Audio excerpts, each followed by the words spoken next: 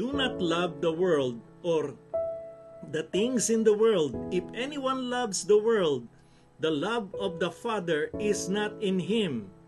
For all that is in the world, the desire of the flesh, the desire of the eyes, the pride of life, is not from the Father, but it is from the world.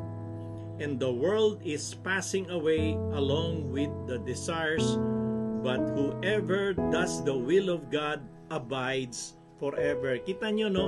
Anything in the world, ito pa ang sinasabi dito. Intindihin po natin, walang masama na tayo magpunta ng beach. Okay? Walang masama na mamasyal kasama mo yung family mo.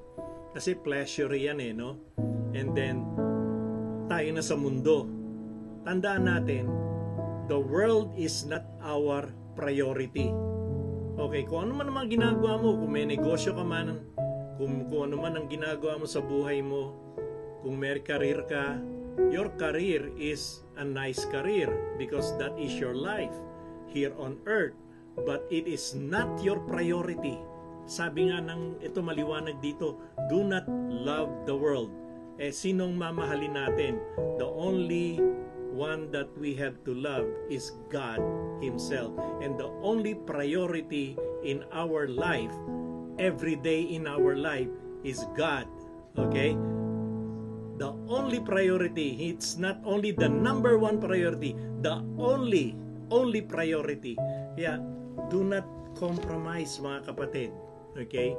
If what you are doing right now is serving the Lord, please lang, gawin nyo yung nararapat na dapat nating gawin sa buhay na ito. And what is pleasing and acceptable to Him for us to be what we call living sacrifice to God. Kasi tinalaga na yung buhay natin, ang ating katawan, ang ating isipan, ang ating puso. That's why there is this greatest command. Love the Lord your God with all your heart, with all your soul, with all your mind. Okay? With everything in your life, we ought to love Him. And of course, when we say we love God, we ought to love our brothers and sisters as well. Okay?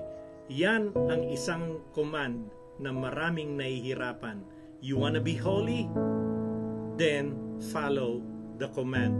So tayo we are no longer attracted, or it's no longer our priority. Siguro sasabihin ko rito, yung attraction sa worldly pleasure, meron pa rin. Nandiyan yung attracted tayo. Kaya nga ako nagbabakasyon minsan sa Pilipinas, kaya mga pastor, meron sabbatical leave. Why? Because we need some time to experience yung pleasure. Okay? Kapahingahan ng ating katawan. But our priority, again, is the Great Commission, the gospel of our Lord Jesus Christ. There is always a time for everything. May oras po ang lahat ng bagay.